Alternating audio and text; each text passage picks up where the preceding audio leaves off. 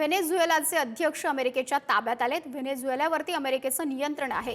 व्हेनेझुएलातील परिस्थितीचा अर्थव्यवस्थेवरती नेमका काय परिणाम होऊ शकतो? भारतासह जगातल्या अर्थव्यवस्थेवरती नेमका काय परिणाम होणार? अमेरिकेमधील अर्थशास्त्राचे प्राध्यापक किशोर कुलकर्णी हे पुढारी न्यूजवरती एक्सक्लुझिव्ह आहेत.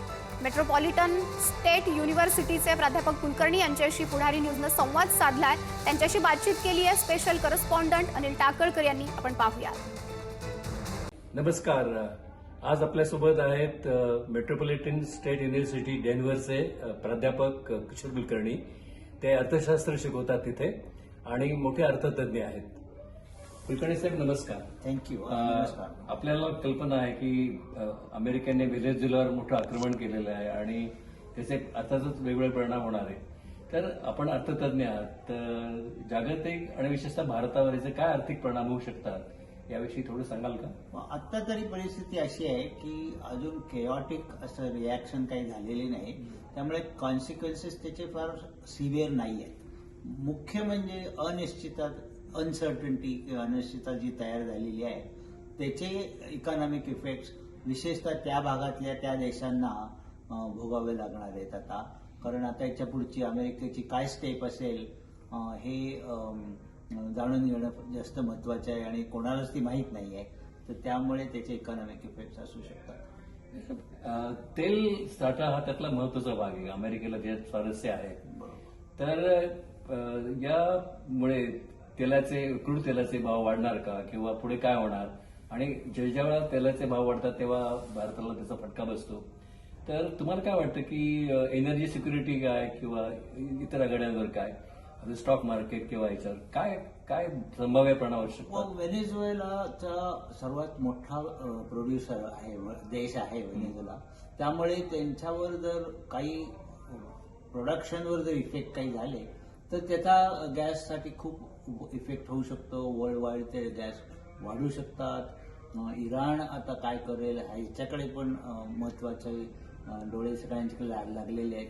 तर त्यामुळे वर्ल्ड ऑइल प्राइस वर जायची शक्यता आहे बऱ्यापैकी.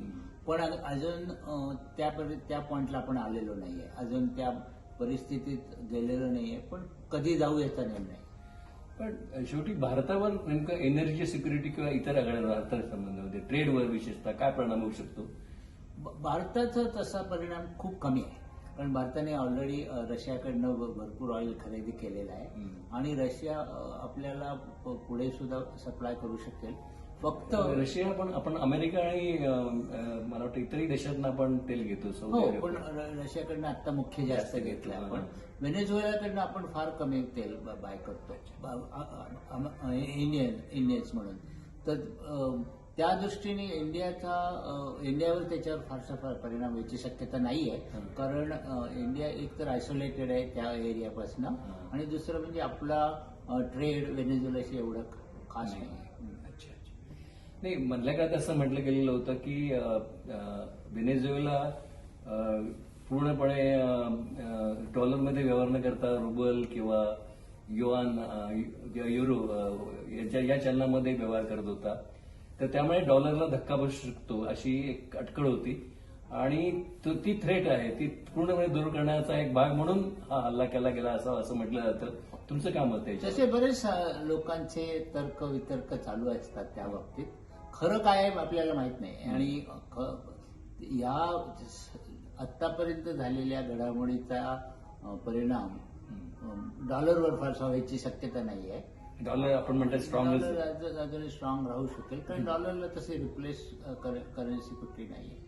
तुम्ही म्हणालात की जसं मिलिटरी पॉवरमध्ये अमेरिका नंबर 1 आहे तसंच इकॉनॉमिक पॉवर अमेरिकेची फार मोठी आहे. पण यामुळे त्यांच्या इकॉनॉमीला धक्का लागणार नाही?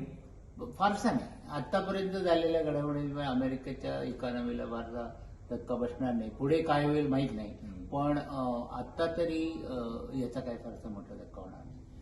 या मोठ्या मोठ्या देशांच्या रॅव्हलरीमध्ये आपण सापडलो तर आपण खूप अडचणीत देऊ शकतो असं वाटतं तुम्हाला? हो, म्हणजे व्हेनेझुएलाचं उदाहरण हे दिसतंच आहे आपल्याला.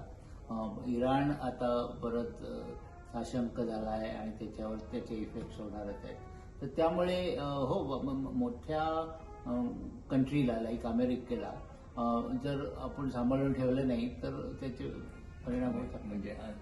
म्हणजे एनर्जी सिक्युरिटीची ऑटोनॉमी ही आवश्यक आहे असं वाटतं तुम्हाला? हो, फारच हवं, कारण energy is very important source for almost everything. तर त्यामुळे इंडियाचं ऑइल ठीक आहे. आपल्याला एनर्जी अल्टरनेटिव्ह फाइंड आउट करायला पाहिजे, सोलर एनर्जी किंवा विंड एनर्जी. आणि त्यामुळे India obviously nuclear energy is going to be a important part. तर या सगळ्या फ्रंट्सवर इंडियाने जर चांगला प्रोग्रेस केला तर मग ऑइलवर एवढं डिपेंडन्सी होणार नाही. पण एक दुसरा परिणाम होण्याची शक्यता आहे का असं वाटतं? स्टॉक मार्केट विशेषतः त्याच्यामध्ये पडझड होऊ शकते किंवा सोनं चांदी आतापर्यंत झालेल्या घडामोडीमध्ये स्टॉक मार्केट वगैरे फार ढासळण्याची शक्यता नाही आहे. आणि सोने चांदीचे दर ऑलरेडी सोन्या चांदीचे दर जातील जर आणखी अशांतता जर जगामध्ये तयार झाली तर या सोना चांदीचे प्राइसेस पुढे जातील बऱ्याच. थँक्यू कुलकर्णी साहेब. थँक्यू. बोललाय. धन्यवाद. मला बरोबर.